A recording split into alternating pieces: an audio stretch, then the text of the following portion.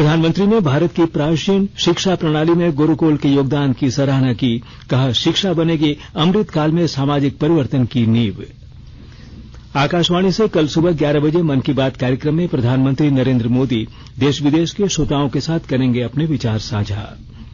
केंद्र सरकार ने सभी राज्यों और केंद्र शासित प्रदेशों को कोविड प्रबंधन के लिए मेडिकल ऑक्सीजन की निरंतर आपूर्ति सुनिश्चित करने के दिए निर्देश। और गुजरात के गांधीनगर में आयोजित सब जूनियर नेशनल रग्बी चैंपियनशिप के बालक वर्ग में झारखंड की टीम बनी उप विजेता। बालिका वर्ग में राज्य को मिला 5वां स्थान। और अब समाचार विस्तार से।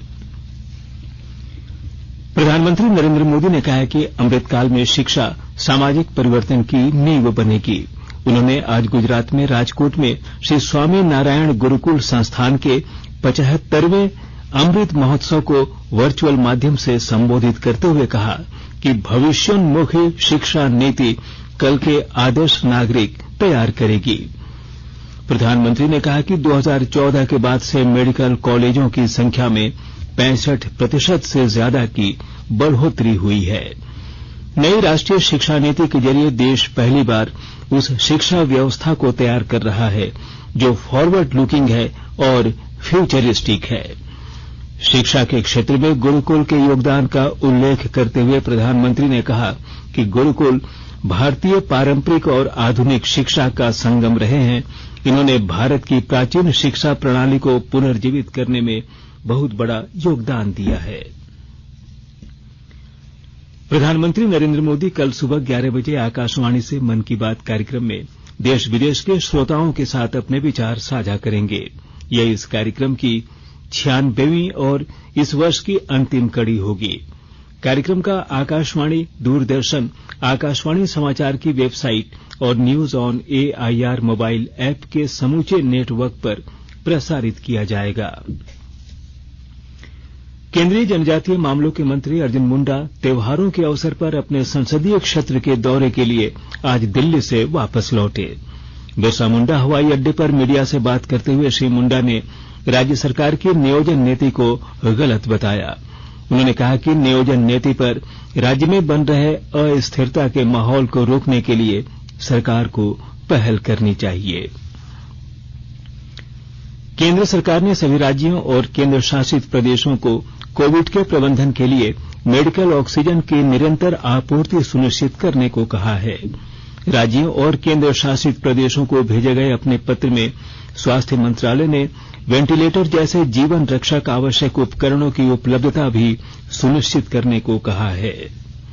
उधर केंद्रीय स्वास्थ्य मंत्री मनसुख मांडविया ने कहा है कि चीन में कोविड के बढ़ते मामलों को देखते हुए चीन, जापान, दक्षिण कोरिया, हांगकांग और थाईलैंड से आने वाले यात्रियों को एयर सुविधा पोर्टल पर जानकारी देना अनिवार्य होगा। एक समाचार एजेंसी से बातचीत करते हुए आज उन्होंने कहा कि इन यात्रियों के लिए RT-PCR अनिवार्य किया जाएगा। श्री मांडविया ने कहा कि भारत आने के बाद संक्रमित पाए जाने वाले इन लोगों को क्वारंटाइन किया जाएगा।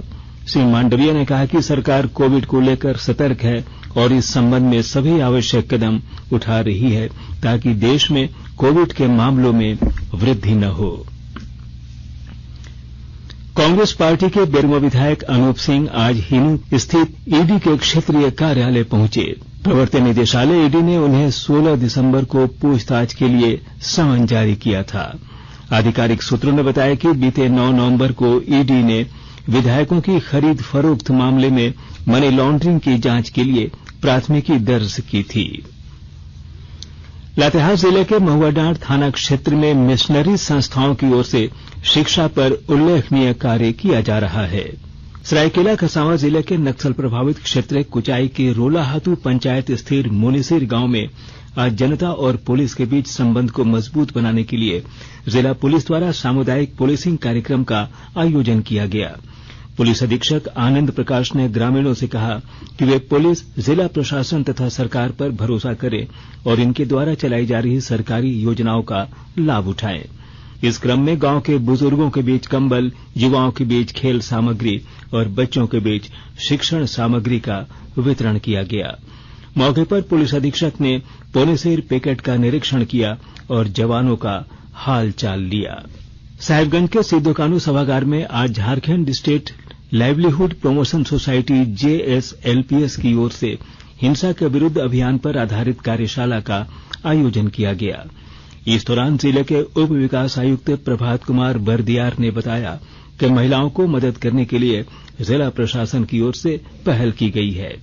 कार्यशाला में लिंग आधारित हिंसा और डायन कुप्रथा के विरुद्ध आवाज उठाने के लिए प्रतिभागियों को प्रेरित किया गया। लोहरदगा जिले के उपायुक्त डॉक्टर बाघमरी प्रसाद कृष्ण ने आज मुख्यमंत्री सुखाड़ राहत योजना के तहत सुखाड़ से प्रभावित किसानों के सत्यापन के लिए स्थल निरीक्षण किया। उपायुक्त ने सेन्हा अंचल के ग्राम तोड़ार और लोहरदगा अंचल के ग्राम नदिया में किसानों द्वारा खेती किए गए स्थल का निरीक्षण किया और किसानों और ग्रामीणों से बातचीत भी की। राज्य भर में क्रिसमस त्योहार को लेकर ईसाई धर्मावलंबियों में उत्साह का वातावरण है। बाजारों में चहल पहल बढ़ गई है। क्रिसमस ट्री, सांता क्लॉज के अलावा स्टार, केक, मिठाई की जमकर खरीद बिक्री हो रही है। गिरजाघरों को आकर्षक ढंग से सजाया गया है। दर्जनों स्थानों पर चरनी भी बनाई गई है। रांची, पाकुड़ सहित अन्य जिलों के गिरजाघरों में कोविड को ध्यान में रखते हुए मास्क, सैनिटाइजर का इंतजाम भी किया जा रहा है। गुजरात के गांधीनगर में आयोजित सब जूनियर नेशनल रग्बी चैंपियनशिप के झारखंड बालक वर्ग में झारखंड की टीम उप विजेता बनी, जबकि बालिका वर्ग में प्रदेश को 5वां स्थान प्राप्त हुआ।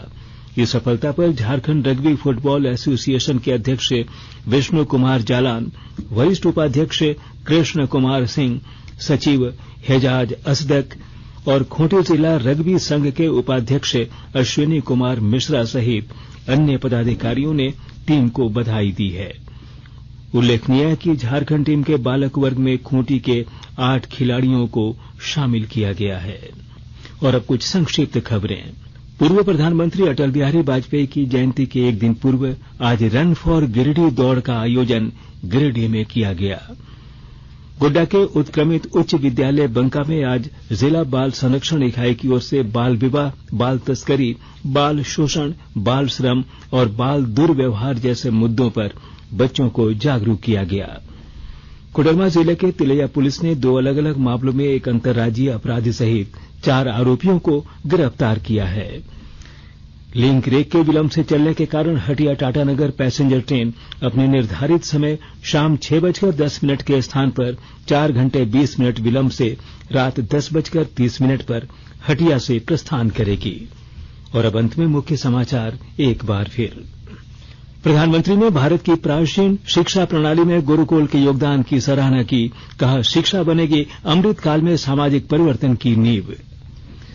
आकाशवाणी से कल सुबह 11 बजे मन की बात कार्यक्रम में प्रधानमंत्री नरेंद्र मोदी देश विदेश के श्रोताओं के साथ करेंगे अपने विचार साझा। केंद्र सरकार ने सभी राज्यों और केंद्र शासित प्रदेशों को कोविड प्रबंधन के लिए मेडिकल ऑक्सीजन की निरंतर आपूर्ति सुनिश्चित करने के दिए निर्देश।